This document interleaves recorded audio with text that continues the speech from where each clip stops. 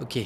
Le vent ébouriffe tes cheveux. T'es au sommet d'une montagne, devant toi s'étend une mer de nuages. Des tours magiques dépassent et des zeppelins volent un peu partout. Sur l'un d'eux, tu aperçois 2 gobelins. Tu les vois? Ouais. C'est super beau. Hein. Bon, vas-y, t'as pas d'imagination. On va jouer à Fortnite plutôt. Hein. Oh, attends, ça fonctionne. Je les vois. Ils sont en train de jouer avec des caddies comme des mongols. On a tous une créativité différente, qu'on contrôle qu'à moitié. Notre cerveau est capable de créer des trucs étranges parfois, et ça, c'est surtout grâce au pouvoir de l'imagination. Mais c'est aussi vachement survendu comme concept. J'aimerais bien faire comme dans les pubs, sentir une odeur, fermer les yeux et me retrouver dans un champ de lavande en robe blanche. Mais j'ai testé, ça marche pas. Senteur du ghetto. Parfum, paix. Et quand je dis que mon taf c'est de dessiner, les gens me mettent immédiatement dans la case mec créatif. Du coup, j'imagine toujours qu'ils se disent un truc comme ça. Bigre, un artiste, un émissaire de la source de toute création. Il parle au vent et transpose les formes et les concepts. Il transcende le temps grâce à sa fougue et sa verve. Oh, il est tellement viril. Sauf que dans la réalité, c'est plus souvent comme ça. Regarde, je viens de faire un bonhomme en mie de pain et en fil de fer de bouchon de champagne.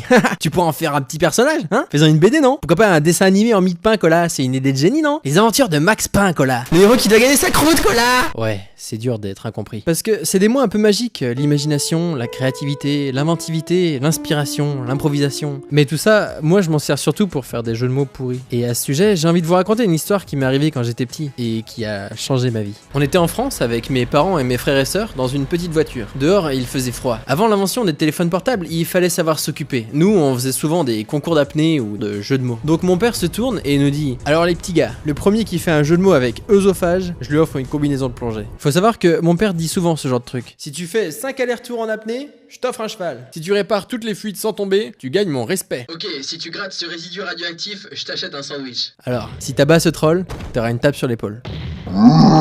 Donc, autant vous dire qu'on était hypé de ouf. Œsophage. Mon cerveau commence à réfléchir de manière analytique. J'essaie de couper le mot dans tous les sens, garder que les sons utiles pour les relier à d'autres pour créer quelque chose qui marche. Œsophage. Putain, mais je trouve rien. Je peux pas les laisser gagner, il faut que je fasse quelque chose. Respire.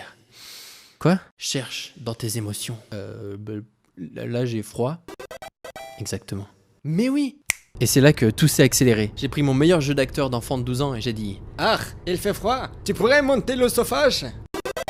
La légende raconte que mon père évoque souvent ce jeu de mots, avec une larme de respect teintée de fierté. Et là il me dit: Ah, il fait froid. Tu pourrais monter l'œsophage. Le chauffage. T'as compris?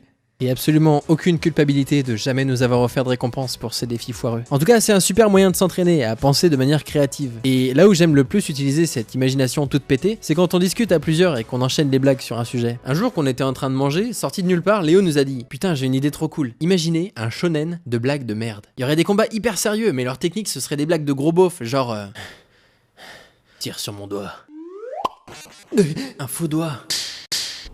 Et il pète quand même. Bon sang, il est fort. Je dois lui sortir ma technique secrète. Tiens, on s'est pas présenté. Tu me serres pas la bite? Grave, et ils en rajouteraient à mort. Il a fait une blague à tiroir à 4 niveaux. Personne n'a jamais tenté d'aller aussi loin. Et il place un prout au milieu. Comment son adversaire peut-il espérer rivaliser face à une telle technique? T'es balèze, Thomas. Balèze? Thomas? Balai? Estomac? Triple combo. Bon sang, sa puissance est sans limite. Et ils prennent leur entraînement hyper au sérieux. Il faut que je consulte les anciens manuscrits. Ah, elle est bien celle-là. C'est un mec qui rentre dans un café. T'as une tâche. Pi. Il est trop rapide. Stache. Encore. Alors, la contrepétrie de l'ouvrier charpentier. L'ouvrier partant chier. Ah, habile, ça peut me servir. Qui est là? Y'a quelqu'un? Il faut secouer la mythe de tes habits. Quoi? Qu'est-ce que ça veut dire? C'est aussi une contrepétrie. Il faut secouer la bite de tes habits. Faudrait que j'en fasse une série, ça pourrait être vraiment stylé. Tiens, je vais l'ajouter à la liste des trucs que je finirai jamais. Quand j'étais petit, je m'ennuyais beaucoup, et raconter des histoires en dessinant, c'est un bon moyen pour remplacer cet ennui par autre chose. Sauf que, comme tous les enfants, j'étais pas super créatif. Alors là, il y aurait des pirates. Encore des pirates, on en met partout depuis qu'on a vu Pirates des Caraïbes. Ouais, mais cette fois, c'est des pirates de l'espace. Ouais, quoi, comme dans Star Wars, quoi. Non, mais attends, ils auraient des pouvoirs. Ben quoi? C'est cool, non, les pouvoirs? Waouh, des pirates de l'espace, mais qu'est-ce qu'il est créatif, ce petit. Tiens, regarde, tu pourras en faire un petit personnage.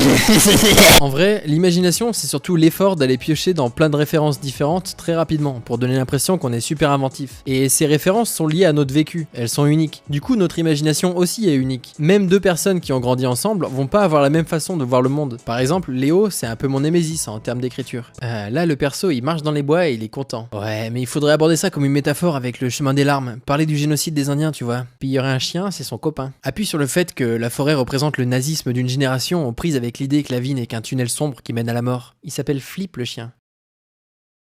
Et il a le sida. Mais parfois c'est l'inverse, et être dans son monde, bah ça te fait complètement passer à côté de la beauté de la vie. Tiens, tu savais que les poulpes ont 3 cœurs, et qu'au moment de donner naissance, la maman trouve un trou et bloque l'entrée avec son corps pour protéger ses petits des prédateurs. Ensuite, ils vont se nourrir du corps de la mère pour être assez grands et forts pour pouvoir affronter la vie. C'est un beau sacrifice quand même, non? Tu dessines quoi? Rien. Il y a un truc très important quand on crée quelque chose, c'est de se rappeler qu'il n'y a pas de mauvaises idées, il y a juste des manières différentes de les raconter. Et chaque manière reflète la façon qu'on a de voir la vie. Et vu qu'elle est différente pour tout le monde, ça vaut le coup de la partager. Et cette vidéo d'ailleurs, c'est pareil, ça vaut le coup de la partager.